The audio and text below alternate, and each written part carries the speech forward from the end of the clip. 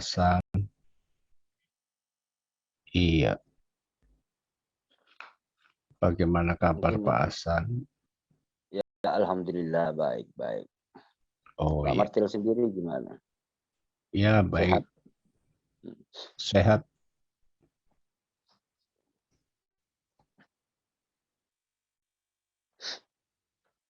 Ya, mau Ada diskusi yang apa nih, silakan. ada yang mau dibahas atau apa gitu loh, atau ada Oh yang mau iya, ditanyakan atau apa? iya mau tanya 72 bidadari Pak Hasan. Iya ya. Itu Bapak taunya 72 bidadari itu berdasarkan apa? Cuman dengar-dengar dari orang atau Bapak baca sendiri atau gimana gitu? Oh dari hadis Bukhari Soheh. Oke ya. Kan kalau mau bertanya itu biasanya kan ada ininya. Tolong bacakanlah terjemahannya. Dari hadis Bukhari, Pak. Iya betul. Iya saya tahu. Terus terjemahannya itu Alamannya lupa bagaimana? saya, Pak. Saya secara lengkap. Alamannya lupa. Itu gimana Pak Hasan? Bisa dijelaskan terkait Ya, masalah begini. 72 bidadari? Kalau menurut pengetahuan saya secara pribadi ini ya, secara pribadi Iya, 72 bidadari itu dijadikan pelayan. Anda tahu fungsi pelayan di surga itu apa? Yaitu pelayan biasa gitu. Nah, pelayan seks kemudian maksudnya. ya enggak, pelayan semua menyiapkan apa segala, bukan seks. Jadi Enggak kalau salah nih istrinya Pak Hasan jelaskan. enggak, begini loh maksudnya. Kalau apa namanya? Kalau masalah perempuan itu akan berlipat lebih cantik daripada bidadari itu. Itu ada juga di dalam hadis kalau Bapak pernah mempelajari hal itu gitu. Maksudnya surganya Islam ini apa surga kenikmatan gitu menurut Pak Hasan?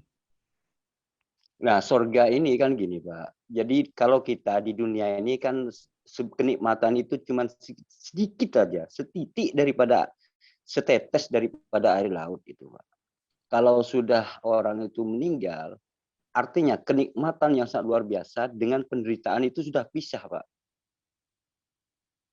Tempatnya itu sudah pisah. Jadi kalau orang itu sudah menempati sesuatu penderitaan, itu tidak mempunyai kenikmatan, tidak mempunyai kebahagiaan sama sekali. Soalnya tempatnya sudah tempat penderitaan dan tempat tempat kebahagiaan itu sudah terpisah gitu loh, Pak. Kalau di dunia ini kan campur-campur, Pak. Artinya sedikit cuma dicampur-campur, ada penderita, ada bahagia dan seterusnya. Nah, setelah alam nanti itu antara kebahagiaan dengan kesengsaraan itu dipisah gitu. Makanya ada istilah surga dan neraka seperti itu. Kalau menurut Pak Hasan Nabi Muhammad itu masuk surga atau masuk neraka, Pak? Kapan itu? Enggak, maksudnya saya tanya. Kalau Nabi Muhammad itu apa? Saya katakan itu seorang rasul, itu sudah ada jaminan surga semuanya itu tanpa terkecuali. Karena sudah maksum levelnya. Maksum ini artinya di sini diampuni dosanya oleh Allah. Kalau tingkatan seorang rasul, ini khusus untuk seorang rasul, rasul Allah. Semuanya mulai dari dulu, mulai Nabi Musa, terus kemudian Nabi Daud, terus kemudian terus Nabi Isa atau Bapak kenal dengan Yesus, terus kemudian Nabi Muhammad SAW. Ini orang manusia ini adalah maksum, dapat pengampunan dari Allah Subhanahu wa taala. Karena apa? Karena ini orang khusus untuk menyebarkan ajaran Allah, seperti itu, Pak. Tapi kenapa Pak kok ada salawat Nabi itu Pak? Salawat Nabi itu kita ini kan sebagai manusia ya, itu memuji orang itu bukan berarti orang itu gak selamat gitu, Pak. Ingat ini. Misalkan Bapak ya, Bapak memuji orang, bukan berarti orang itu gak selamat gitu. Walaupun Memuji atau tanpa mendoakan, Pak? sholawat itu adalah sebuah pujian, juga berawal dari sholawat itu bahkan pujian terhadap Nabi Muhammad Shallallahu Alaihi Wasallam. Tapi asal katanya adalah bahasa Arabnya itu doa, Pak. Asal katanya ini, Pak. Tapi karena doa dan pujian ini sekarang di era sekarang ini sudah beda, maka ibarat Tuhan dan Tuhan. Tuhan asal katanya Tuhan, tapi di era sekarang sudah beda antara Tuhan dan Tuhan gitu. Seperti itulah apa gambarannya seperti itu, Pak. Jadi ini ya, menurut Bapak pujian atau doa? Kalau menurut saya itu adalah pujian terhadap Nabi Muhammad SAW. Karena apa? Karena isi sholawat itu adalah apa? Pujian yang mengandung sekaligus mengandung doa gitu, Pak. Karena apa yang dibaca oleh umat Islam itu merupakan doa seluruhnya. Walaupun bahasa Indonesia pun itu mengandung doa gitu, Pak. Sebetulnya ini ya, Pak ya. Kok menurut saya ada kejanggalan gitu. Nabi kok minta didoakan? Loh, bukan minta didoakan. Begini, Pak. Saya akan membaca sholawat 1 kali. Gitu, Pak ya. Misalkan 5 kali, Pak. Enggak, misalkan saya baca sholawat 1 kali. Membaca sholawat 1 kali. Itu pahalanya, upahnya itu akan kembali kepada diri saya. Saya akan dibalas oleh Allah 10 kali lipat dari apa yang saya kerjakan gitu loh, Pak. Jadi apa yang saya baca ini kembali kepada saya sendiri, Pak, gitu loh. Itu paham nggak maksud tapi saya? Gini, Pak Hasan, saya minta tolong tanya, adakah nabi-nabi yang lain untuk minta didoakan? Nah, seperti itu apa ya? Hosana gitu. Dikuduskanlah namamu. Apakah Bapak belum kudus, Pak, kalau bicara seperti itu, Pak? Oh, kalau konteksnya itu kita memuji Tuhan, menyembah Tuhan, Itu memuliakan. kan Beda loh, Pak. dikuduskanlah namamu. Itu kan mengandung doa sebenarnya, Pak. Pujian itu. Iya, itu kan Tuhan, Pak. Nah, ini kan Nabi. Iya, Kan beda. apakah Tuhan Bapak belum kudus sehingga Bapak mengatakan seperti itu? Itu adalah sebagai bentuk bahwa manusia itu bersujud, menyembah, dan juga memuliakan kepada Tuhan. Nah, kalau Iya, itu kan mengandung doa, Pak. Dikuduskanlah namamu. Iya, memang Artinya betul. di situ kan mengandung Di doa. dalam doa itu, Pak. Iya, Nah, makanya itu kan cuma, itu berdoa di dalam doa. cuma Artinya Muhammad kalau ini di dalam kan, doa itu Anda kan sedang berdoa di situ. Artinya ya enggak, ketika Anda membaca, saya fokus dulu, Pak, satu-satu ya. Nanti baru ke ranah itu ya. Maksud saya begini, adakah nabi yang lain bahwa minta didoakan supaya selamat gitu, Pak? ya gak ada Nabi Muhammad gak minta ke orang, enggak ada. Nabi Muhammad juga Nah, gak ayat minta. itu dari mana datangnya? Jadi Allah yang memerintahkan kepada umat manusia. Oh, berarti Tuhannya nggak mampu menyelamatkan Muhammad gitu. Sebenarnya maksudnya. sesama Muslim itu hukumnya wajib saling mendoakan gitu loh. Iya, saling mendoakan itu wajib. Belum tentu orang yang didoakan itu tidak selamat gitu, enggak, Pak. Ini adalah yang disebut akhlak ini, Pak. Balance. Karena Rasulullah ini perjuangannya itu sangat luar biasa. Maka kita tidak bisa bertemu dengan Rasulullah di era sekarang. Maka Allah memberikan sebuah sholawat gitu. Sebagai tawassul, silaturahmi kepada Rasulullah Muhammad SAW. Tanda terima kasih saya terhadap Rasulullah. Seperti itu, Pak. Iya, saya itu, Pak. Tolong. Maksud saya gini. Saya ini tidak bisa mengucapkan terima kasih atas kepada perjuangan Rasulullah. Tidak bisa, Pak. Bagaimana? Kalau misalkan seandainya selawat ini tidak ada, bagaimana saya mengucapkan terima kasih? Bagaimana saya memuji Rasulullah? Bagaimana saya hanya dengan selawat inilah kemudian saya bisa berterima kasih kepada Rasulullah Muhammad SAW atas perjuangannya sehingga manusia dibebaskan sehingga manusia ini lepas atau menjadi muslim, jadi apa ya, iman yang benar gitu loh, Pak. Kalau tanpa selawat apa, Pak? Cuman karangan sendiri, muji-muji karangan sendiri, bukan ajaran dari Tuhan gitu. Ya itu belum tentu, Pak. Kalau ajaran itu tidak datang dari Tuhan, kemudian dia itu dilakukan dengan inisiatif sendiri, belum tentu diterima oleh Tuhan. Contohnya gini, Pak. Bapak menikah gitu loh ya. Bapak menikah. Berarti pernikahan Bapak dengan istri Bapak itu belum tentu sah, Pak. Menurut Tuhan, Pak. Sah menurut manusia, tapi belum tentu menurut Tuhan. Bisa saja Bapak ini sama Tuhan dianggap zina terus karena bukan ajaran dari Tuhan. Gitu. Ya, jadi gini ya Pak ya. Paham nggak? Ya paham Pak. Ya, nggak apa-apa. Jadi gini, kan namanya solawat ya. Solawat Ya. itu salah satunya kandungan isi arti daripada ayat itu bahwa selamatkanlah Nabi Muhammad dan Apa keluarganya. bacanya? Apa bacanya? Bahasa Itu Indonesianya aja, gini, Pak. Pak.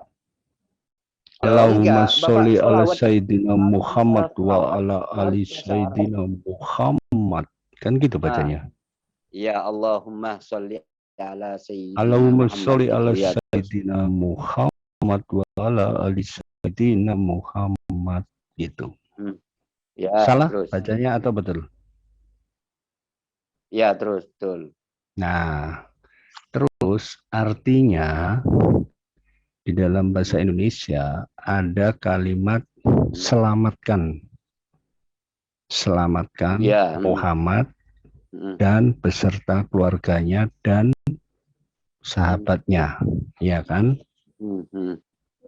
Itu Pak, artinya bahwa Muhammad ini perlu didoakan supaya selamat dunia akhirat gitu. Nah, disinilah kesalahan Bapak. Begini, Pak. Apa yang saya baca itu akan kembali kepada diri saya sendiri. Saya sudah katakan tadi, Pak. Jika saya baca sholawat 1 kali, itu akan mendapat pahala 10 kali lipatnya. Jadi apa yang saya doakan, apa yang saya sholawatkan, itu akan saya ini mendapat 10 pahala, Pak. Baca 1 ini, Pak. Kalau 100 itu saya sudah mendapat 1000 pahala. Itu upahnya itu bacaan itu, Pak, kembali kepada diri saya sendiri, Pak. Sebagai umat Nabi Muhammad, bukan untuk Nabi Muhammad, tidak. Kembali kepada diri saya yang membacanya, seperti itu, Pak. Paham nggak maksud saya? Ya, oke. Itu masalah ganjarannya Bapak baca sholawat itu Iya. kan. Mungkin simpelnya kayak gini kali Pak Hasan ya. Mungkin simpelnya kayak gini Pak Hasan ya. Kan kita kalau kita sebagai manusia kan suka ya. Doain ya semoga diterima kerja. Doain ya semoga selamat di jalan. Kita minta orang yang teman kita untuk mendoakan kita. Jadi maksudnya di sini adalah umat Islam itu saling mendoakan, bukan berarti bukan saling menyembah gitu loh. Seperti itu. Silakan Bang Hasan lagi, Bang Hasan. Lanjut. Ya. Inilah Pak yang disebut akhlak. Akhlak itu Pak, kalau Rasulullah mencintai umatnya, maka bagaimana umat itu cara mencintai Rasulullah di era sekarang? Ya hanya dengan sholawat Pak, gitu loh Pak. Itu namanya akhlak, adab. Karena apa? Rasulullah ini diutus, yaitu seperti itu, akhlak gitu loh Pak. Berarti kalau diucapkan 1 hari 5 kali, lalu kali 3 miliar. Berarti 1 hari diucapkan sebanyak 15 miliar. Sekarang ini deh saya tanya sama Bapak nih, sama Pak Wiski nih, ya saya tanya nih ya. Pak Wiski tahu Nabi Muhammad selamat atau enggak? Ya Pak Martil ya. Tahu Nabi Muhammad selamat atau enggak? Tahu enggak mengenai itu? Tahu apa Pak? Mohon maaf. Iya, tahu enggak? Pak Martil tahu kondisi Nabi Muhammad saat ini enggak? Memang kalau itu sih beda ya pertanyaannya, kapasitasnya beda. Ini relatif, ini karena sama dengan yang ditanyakan Bapak. Karena Bapak kan mempertanyakan selawat, berarti Bapak bilang Nabi Muhammad belum selamat kan? Seperti itu kan? Bisa Ya, diartikan ke sana bisa. nah, kalau gitu Pak Mati tahu nggak kondisi Nabi Muhammad sekarang? Kalau Ya, kita sudah tahu Nabi Muhammad itu sudah selamat, sudah diangkat sama Allah. maksudnya diangkat itu seperti Yesus gitu, Pak. Dia diangkat ke surga gitu. Atau Begini, Pak. gimana? Sebentar ya, sebentar. Silakan. Begini, Pak ya. Begini, Pak. Saya katakan tadi bahwa apa yang saya baca itu akan kembali ke saya. Itu keuntungan bagi saya, Pak. Bukan untuk Nabi Muhammad itu, Pak. Paham nggak, Bapak? Tapi kenapa kok pakai keluarganya dan sahabatnya sekali? Ya, Ya karena iya, umat Pak. Islam menghormati keluarganya Nabi Muhammad Umat dan Islam ini sahabat-sahabatnya. menghormati keluarga Rasulullah SAW, gitu loh, Pak. Sama seperti Bapak menghormati ibunya Yesus, itu kayak gitu lah Pak, gitu loh. Enggak, kami enggak mendoakan ibunya Ya, Yesus. Bapak menghormati ibu Yesus enggak? Saya tanya. Enggak, bukan. Saya enggak pernah saya. Itu urusan Bapak. Kalau kita menghormatin semua keluarga Nabi Muhammad dan juga sahabat-sahabat Nabi Muhammad. Kalau Bapak nggak menghormatin ibunya Yesus, ya itu urusan Bapak. Ini aja. Ya karena nggak ada ajaran di situ, Pak. Ya karena memang di dalam Kristen nggak ada ajaran saling mendoakan, nggak ada. Karena kan sudah diselamatkan, sudah di. Tuh, siapa bilang, Pak? Gini loh, Pak. Kalau misalkan gini, ada kalimat gini, Pak. Khosana, misalkan gini ya, Pak. Apa dikuduskanlah namamu gitu, Bapak, dikuduskanlah namamu. Apakah Bapak belum kudus sehingga orang-orang Kristen mendoakan Bapak gitu? Nah, sebentar dulu, Pak, supaya bisa fokus ya, kembali lagi. Nanti baru itu saya jawab, ya kan? Nah, maksud saya itu kalau dengan adanya selamatkan ya, kalimat selamatkan itu konteksnya beda, yang jelas. Nah, oke lah Bapak mengatakan bahwa ya sudahlah itu akan dapat pahala ya, katanya kan gitu, nggak apa-apa.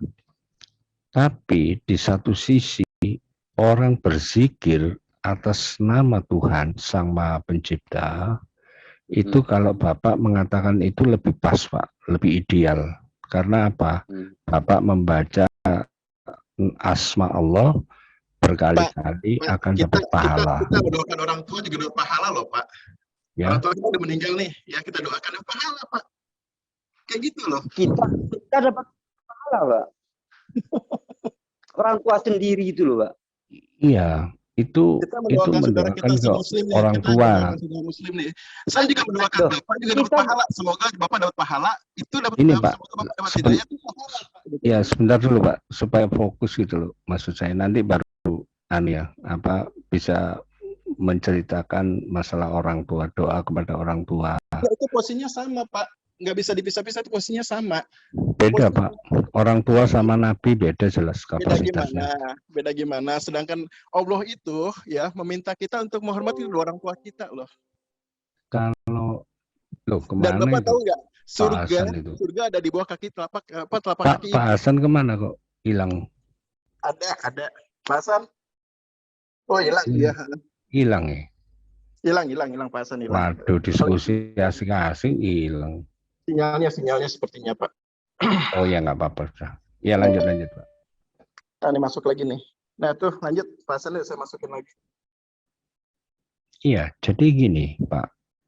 Kalau seorang nabi itu yang jelas memiliki hal-hal lebih daripada manusia biasa. Namanya aja nabi, apalagi rasul. Itu pasti kapasitasnya beda dengan orang tua kita, ya kan? Nah, kalau misalnya Pak Hasan tadi mengatakan bahwa itu dapat pahala, Pak, kalau kita mendoakan orang tua dapat pahala, apalagi kita mendoakan Nabi, Pak, pahalanya berkali-kali lipat, Pak. Gitu loh. Mendoakan Nabi, berarti Nabinya belum selamat itu, Pak. Kan saya bilang tadi, mendapatkan pahala, balik kemana? Balik ke kita, Pak, gitu loh. Iya, katakan baliknya ke Pak Don ya. Saya mendoakan, ya Allah, ya. Lindungilah Nabi Muhammad sekeluarga segala macam. Itu saya dapat pahala karena mendoakan Nabi Muhammad gitu loh, Pak. Saya mendoakan Bapak juga dapat pahala juga, Pak.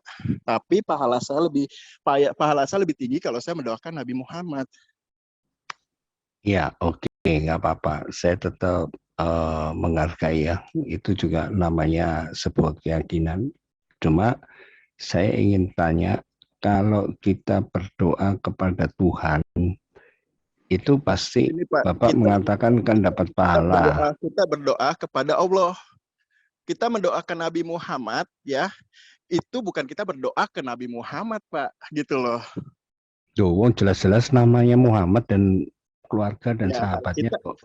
kita mendoakan dengan kita Literalnya berdoa. gimana, Pak? Kita Literalnya mendoakan dulu. Nabi Muhammad. Berdoa kepada Allah, Pak.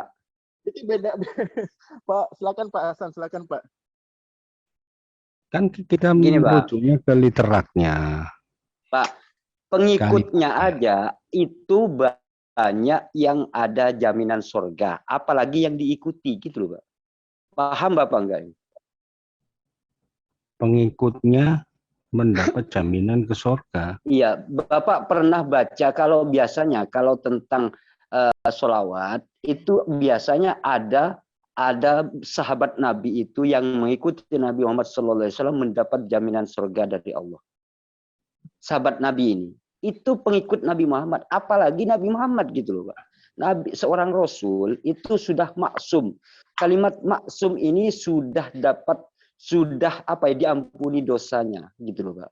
Enggak, jadi gini, Pak Hasan, ini. Jadi si Pak Martel ini ya mengatakan kita berdoa mendoai Nabi Muhammad, berarti kita berdoa ke Nabi Muhammad, bukan berdoa ke Allah gitu loh. Dia mengatakan seperti itu. Oh, bukan. Pak Martel, bukan seperti itu. Berdoa kepada Allah gitu loh, Pak Martel. Bukan berdoa kepada Nabi Muhammad, bukan seperti itu. Bukan Nabi Muhammad Tuhan. Enggak, Pak. Maksudnya berdoanya kan ke Tuhan. Tapi isi doanya, kandungannya itu menyatakan supaya diselamatkan Muhammad itu. Literalnya kan begitu, Pak. Jadi ya bingung juga ya kalau Bapak berargumen seperti itu. Kalau mungkin satu preferensi nggak masalah ya. Tetapi kalau dengan lintas agama kan ya aneh juga gitu, Pak, jawaban ya, seperti itu. Ya sebenarnya nggak aneh, Pak. Begini loh, Pak. Allah ini sedang Rasul mengajarkan. Ya, Pak, minta doakan. Loh, gini, Pak. Nabi Allah Muhammad itu pernah minta mendoakan, Pak. Tapi umatnya bukan minta mendoakan. Begini, Pak, saya katakan begini. Allah itu mengajarkan kepada umat Islam bagaimana cara berterima kasih kepada Nabi Muhammad gitu loh. Karena tidak bisa bertemu dengan Nabi Muhammad hanya dengan sholawat lah kita berterima kasih kepada Nabi Muhammad. Dan terima kasih itu akan kembali kepada diri saya sendiri, Pak, gitu loh. Saya yang akan menerima upahnya itu saya, Pak, gitu loh, Pak. Oh iya. Oke. Baik, Pak. Jadi Sekarang saya nanya, Pak. Ya, silakan, Pak. Begini, Pak. Bagaimana Bapak tahu pernikahan Bapak dengan istrinya itu sah? Menurut Tuhan gitu loh, Pak. Atau kalau boleh dispesifik menurut ajaran Yesus ya, Pak Hasan. Gimana ya, Pak? Menurut ajaran Yesus. Sedangkan gini, Pak. Itu kan sah menurut pendetanya, Pak. Belum tentu sah menurut Yesus gitu loh, Pak. Belum Jadi tentu. jangan-jangan Bapak zina terus setiap hari gitu loh. Karena belum ada klarifikasi dari Yesus bahwa nikahnya Bapak itu sah menurut Yesus. Oh iya. Jadi ini ya.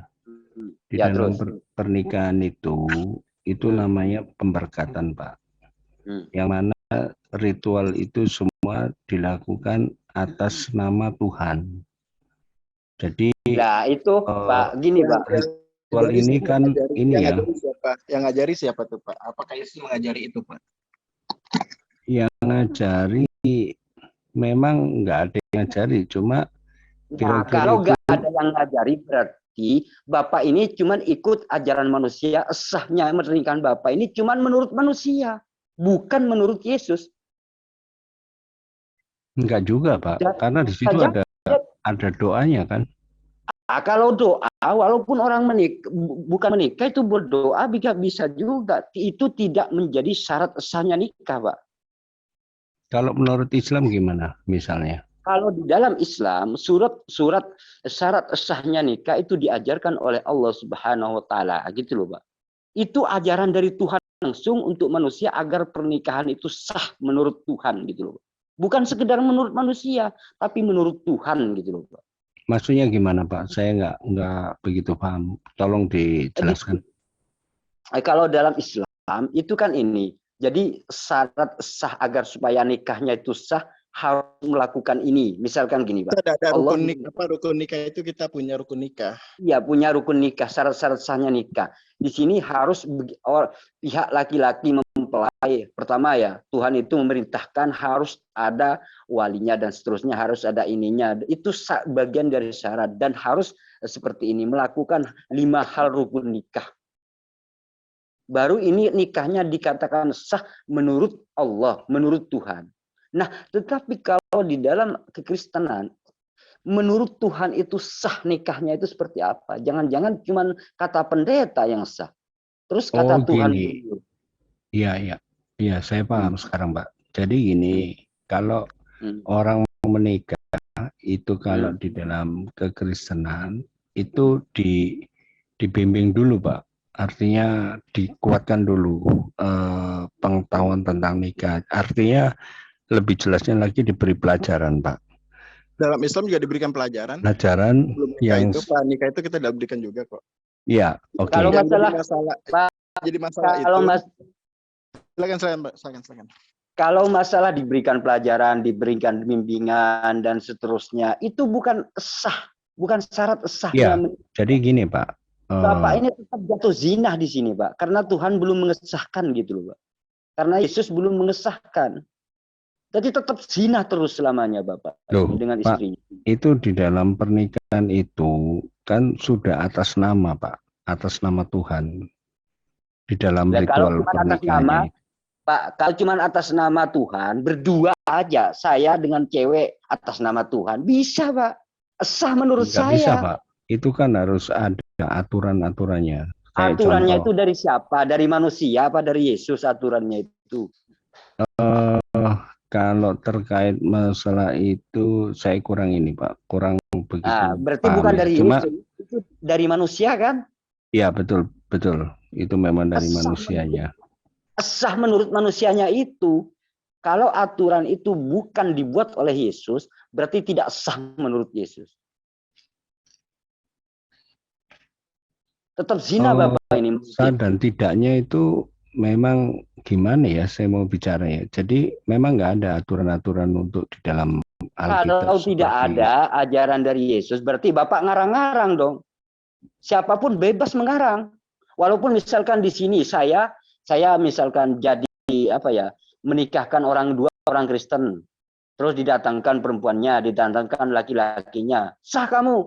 Itu sah menurut saya karena saya yang membuat peraturan, tapi belum tentu sah menurut Tuhan. Sah menurut saya karena saya yang membuat peraturan gitu loh, Pak. Tapi bagi Tuhan tetap sah orang itu. Memang konteksnya di sini beda, Pak.